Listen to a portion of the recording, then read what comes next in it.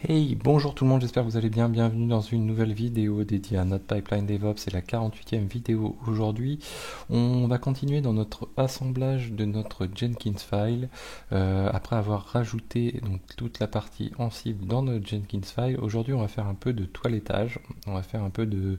Alors je vais pas dire du fignolage parce qu'il y aurait beaucoup à faire si on voulait fignoler. Et on va consacrer d'ailleurs d'autres saisons à l'amélioration de tout ça, à un petit peu le penser autrement même, pour être plus performant, plus polyvalent. Donc voilà, il y a pas mal de petites choses à faire, mais ça, on fera ça dans les saisons suivantes. Donc première chose que j'ai retravaillé, c'est le script de générateur, le script qui permet de lancer une base de données Postgres au moment où on teste notre applicatif, au moment de ce qu'on considère le test unitaire. Le but c'est d'éviter donc pourquoi le faire évoluer? Tout simplement pour éviter les conflits avec d'autres conteneurs. C'est-à-dire que tel qu'on avait fait le script, si vous vous souvenez, on lançait un conteneur qui s'appelait Postgres. Imaginons qu'on est dans le cadre d'une entreprise où on a plein de microservices, c'est pas mal qui font appel à Postgres, et puis qu'on build tous nos microservices un peu avec cette méthode. L'inconvénient, c'est qu'en fin de compte, on va se retrouver avec potentiellement, on va avoir plusieurs jobs qui vont se lancer en même temps, qui vont lancer un conteneur Postgres. On va arriver en conflit avec le premier conteneur qui a été lancé. Donc ça, c'est pas concevable, c'est pas gérable. Donc pour ça, première chose, on va être obligé de faire on est obligé de faire évoluer le script pour lui passer un ID. Donc là, c'est ce que vous voyez sur la droite ici. C'est une partie que j'ai fait évoluer dans le script final. Donc ça, vous le retrouvez ici dans le lien qui est dans votre description. Vous avez le répertoire toujours générateur et vous avez le générateur.sh. Donc la partie, les fonctions globalement n'ont pas évolué, si ce n'est, je vais vous en retoucher juste deux mots après. Alors j'ai rajouté une fonction de clean qui permet de nettoyer ici, de nettoyer de nettoyer notre Jenkins pour plus laisser de traces, pas risquer de submerger de volumétrie liée au fait qu'on monte des volumes à chaque fois avec notre Postgres, etc. Mais là, la première chose que je voulais vous montrer, voilà, c'est cette partie-ci. Donc là, j'ai fait un why-get-ops, donc qui permet de récupérer des options, tout simplement quand on a un script shell, bash. Auparavant, j'ai défini une variable qui s'appelle opt-spec. Donc c'est l'intitulé des options courtes, IHV, pas VIH. Derrière, donc je lui passe un getOps et je lui passe la variable en question $opt_spec, et je récupère aussi une autre variable qui s'appelle opt_char. Dessus, je fais une boucle. Et je traite le opt_char, donc qui permet de récupérer l'option courte. Et cette option courte, vous voyez, elle prend la valeur I, H, V ou le tiret. Le tiret est très important. Donc le tiret, on va le voir après. Je traite donc le I, le H ouais, j'ai pas traité le P d'ailleurs. On va le modifier là. Hop, le P, il faut le rajouter ici pour pouvoir le traiter. Voilà, donc je traite le I, le H, le P et le cas d'une erreur ici. Donc si c'est une erreur, j'imprime LED. Si c'est un H, j'imprime le LED également. Si c'est un P, je joue la fonction Postgres. Et si c'est un I, je joue la fonction IP. Donc ça n'a pas de changement.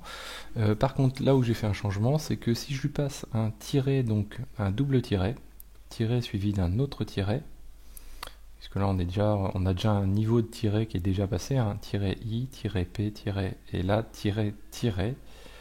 Dans ce cas-là, je traite les arguments. Et donc là, pour traiter les arguments, si j'ai un tiret Postgres, là je suis dans cette boucle-ci, donc je traite le case où je trouve un Postgres suivi d'un premier tiret et d'un second tiret.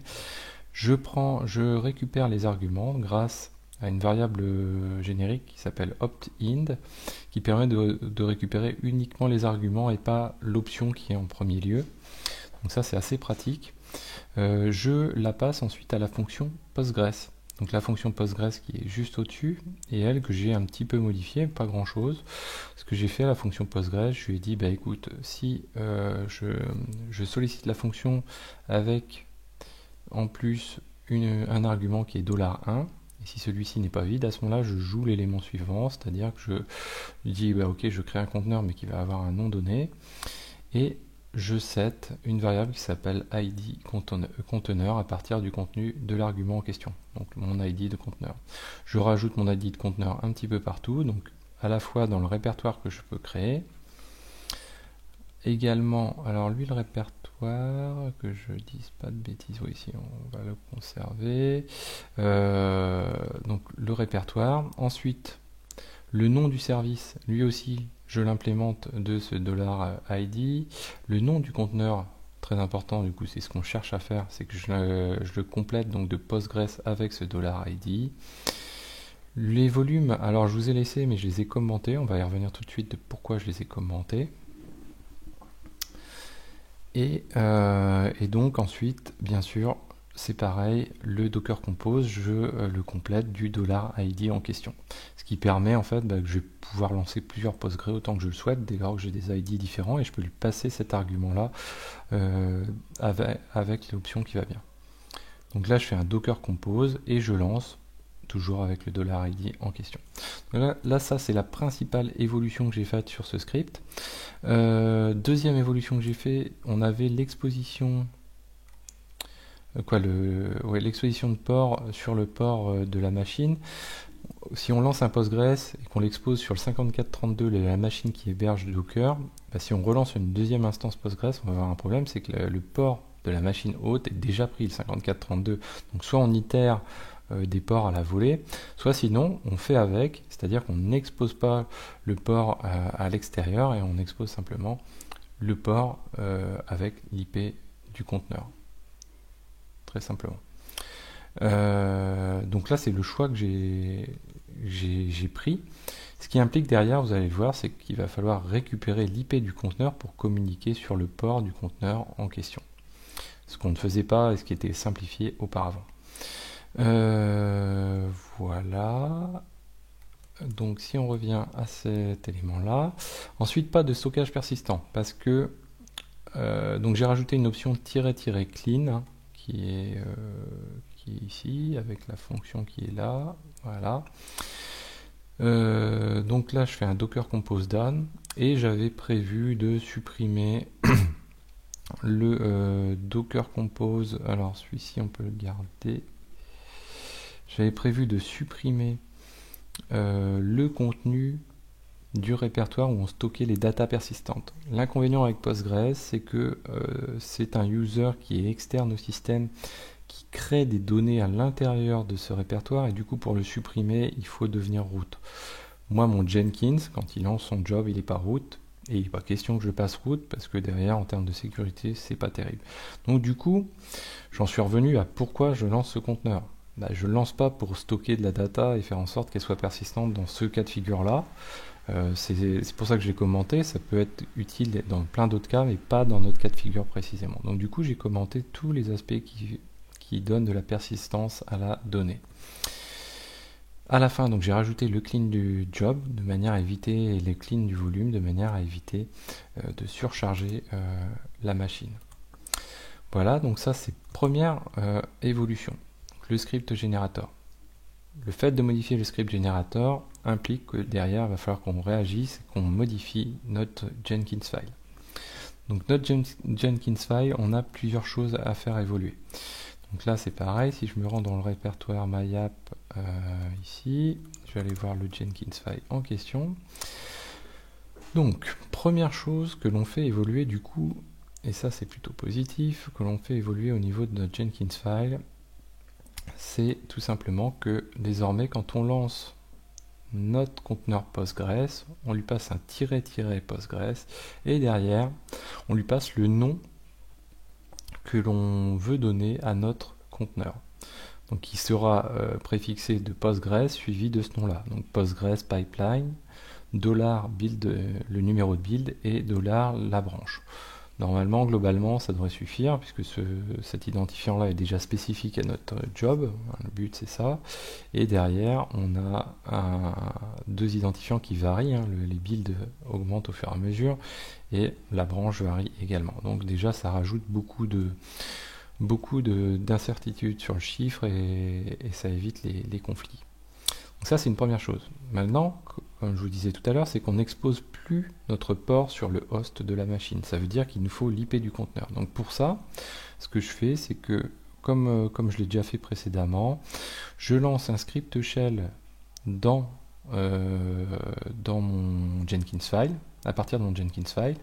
Ce script, je lance generator.sh-i et derrière, je grep la ligne qui correspond à mon conteneur en question.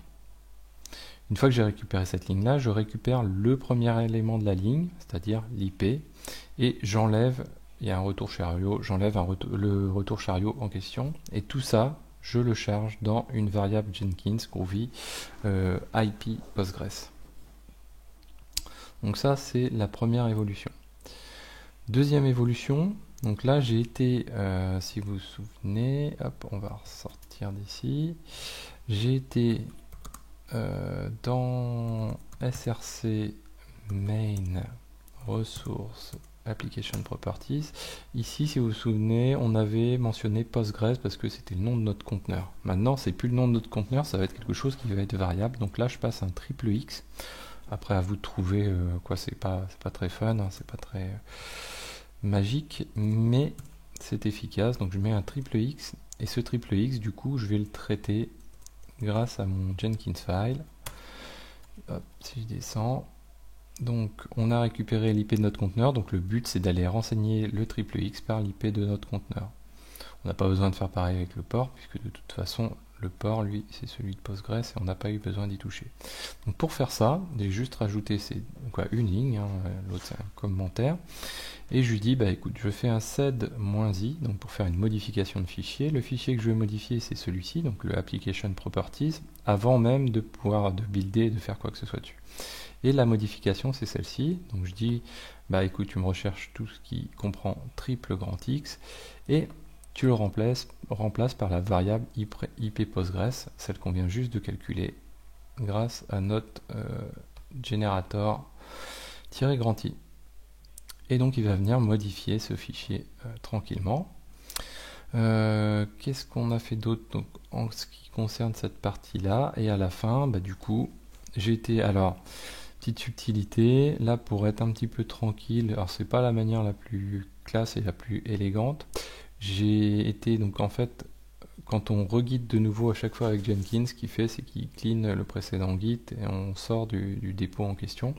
Donc là, je reguide le générateur à la fin et je lui passe un clean du conteneur en question. Donc là aussi, le clean, il accepte comme variable, comme argument, pardon, le nom du conteneur. Alors là, le nom du conteneur, c'est Postgres Pipeline et le numéro en question. Alors je ne le mets pas dans finally parce que les variables, on ne peut pas lui passer à travers comme ça. Donc là, on le fait et c'est plutôt cool puisque ça nettoie du coup notre Jenkins du conteneur existant. Donc ça, c'est assez sympa. Qu'est-ce que j'ai rajouté d'autre comme clean? Hop, si je remonte. Donc pour cleaner les volumes que j'ai rajouté un docker volume prune-f ici qui permet de cleaner. Le -f permet notamment d'éviter d'avoir le prompt qui s'affiche. Donc ça, voilà pour ces éléments là. Et ensuite, donc autre évolution que j'ai faite mais qui n'a rien à voir à ce qu'on vient de voir tout de suite, c'est pas lié à l'évolution de notre script. On a jusqu'ici, on avait monté quelque chose qui s'appuyait sur une variable qui était stockée dans le repo, le dépôt deploy Ansible. Le but, c'est pas ça. Le but, c'est quand on build ici, si vous vous souvenez, on récupère ici donc la branche. À partir de la branche, on récupère, donc on calcule une image, donc on récupère la version, le commit ID long, la version, on calcule ici donc un image name et ensuite on aboutit à une variable qui est celle-ci. Quoi, c'est plus une variable, c'est une concaténation de variables qui est image name version commit ID. Donc nous, ce qu'on fait à notre Ansible, on lui a passé ceci en plus, donc deux variables -e, donc c'est des variables qui vont venir surcharger toutes les autres. Ces variables au Ansible, on définit une première variable qui s'appelle image. Image, elle contient ceci, donc c'est-à-dire le $ImageName, la version et le commit ID. Ensuite, j'ai une deuxième variable que j'appelle version et qui contient version. Donc ça, c'est fait. Derrière, ce qu'il ne faut pas oublier de faire, c'est aller modifier le rôle qui est concerné. Alors, le rôle qui est concerné, c'est le rôle applicatif, c'est celui qui s'occupe du Docker Compose, puisque c'est lui qui est chargé d'aller récupérer l'image. Donc, je vais aller dans les templates de Docker Compose. Et j'ai été modifié ici image, on avait une variable, si vous vous souvenez, elle était plus longue que ça. Là, donc je récupère la variable qui s'appelait image, qui était juste au-dessus. Hop, voilà. Donc, hop. Voilà. Hop. Donc, notre variable qui s'appelle image ici. Je la passe, décidément, hop, je la passe ici comme variable à mon rôle d'installation de l'image pour lancer le conteneur. Et derrière la version, ici, je m'en sers aussi ici pour indiquer quand je vais lancer le conteneur, la commande qui sert de process à l'intérieur du conteneur, ben on va indiquer tout simplement qu'elle se base sur le jar en question. Donc là, une fois que tout ça c'est fait, j'enregistre. Et là, j'ai déjà poussé tous ces éléments-là. Donc moi, je vais juste le relancer. Hop, je build. Donc là, c'est parti. Donc là, vous allez voir, ça va ni plus ni moins le faire que ce qu'on avait lors des fois précédentes. Donc là, ce que je vous propose, en fait, c'est de votre côté, on l'a déjà fait plusieurs fois, vous récupérez les dépôts en question, vous les repoussez vers chacun de vos dépôts GitLab, bien sûr, cela doit être à jour. Donc là, j'ai le MyApp à mettre à jour. Donc là, j'ai fait un git push sur le Jenkins file Groovy. Alors on peut le faire ensemble.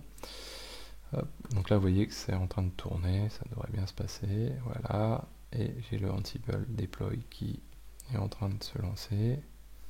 Toc. Vous voyez qu'il est en train de rejouer tous les rôles toujours, mais il check simplement que Docker est bien installé.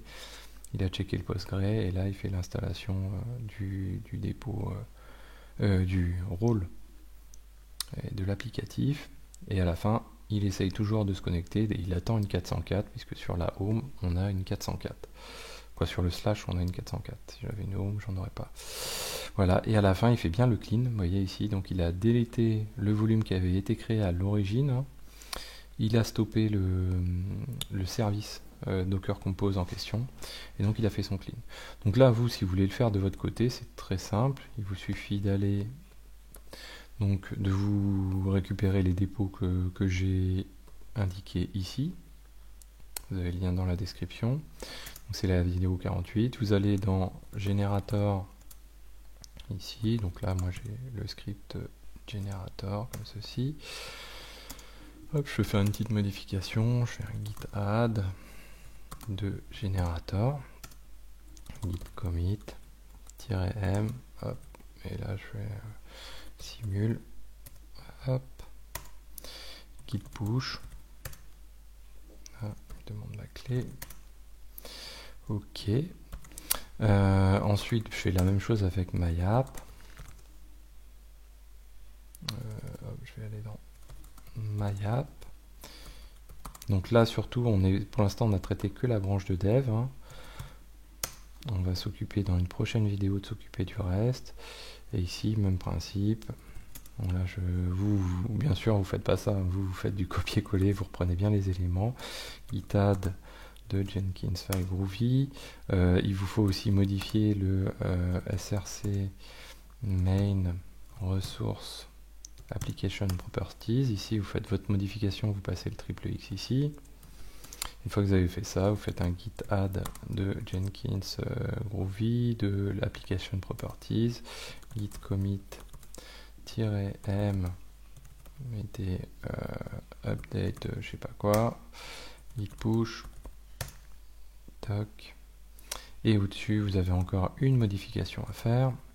celle du rôle Ansible, donc service install run, celui qui s'occupe de déployer les applicatifs. Et là, j'ai modifié dans le template le Docker Compose. Ici, toc, je fais une modification. Et pareil, git add, git commit, git push. Une fois que vous avez fait ça, vous relancez votre job ici. Donc sur le dev surtout, vous relancez le job et c'est parti quoi. Voilà, donc là on a fait le tour de cette partie-là. Dans une prochaine vidéo, donc là on va fignoler la partie trigger. Donc là ça va être très rapide à faire. Ensuite on verra la partie JMeter, donc une petite introduction à JMeter, quelques éléments. Et puis on va rajouter JMeter. Alors je vous le dis tout de suite, on va pas faire des tests poussés parce que l'API en question ne le permet pas. Donc on va faire un petit test de charge et un petit test, on va dire, fonctionnel, pour dire avoir deux tests un petit peu intéressants. Et puis on viendra ensuite, donc une fois que notre test va être préparé, donc généralement avec JMeter, ce que j'aime bien faire, c'est je fais le test d'abord sur l'applicatif, et une fois qu'il est élaboré, donc on exporte ce qu'on appelle un plan, et une fois que le plan est réalisé, on va rajouter le plugin Jenkins de JMeter, et on intégrera dans notre Jenkins file un petit passage sur JMeter à la fin, et ça nous permettra, on mettra une petite condition et on fera ce volet de test, on le réalisera en stage par exemple. On ne réalisera pas sur la branche master, pas sur la branche de dev. Éventuellement, ça après c'est de la stratégie vraiment, et ça nous permettra de tester comme ceci. Et puis ensuite on fera certainement une vidéo pour voir comment on fait un déploiement de bout en bout, mais là c'est une autre histoire. Voilà, donc j'espère que cette vidéo vous a plu, n'hésitez pas à en parler, à vous abonner, n'oubliez pas le Linky, et je vous dis à très bientôt sur Xavki.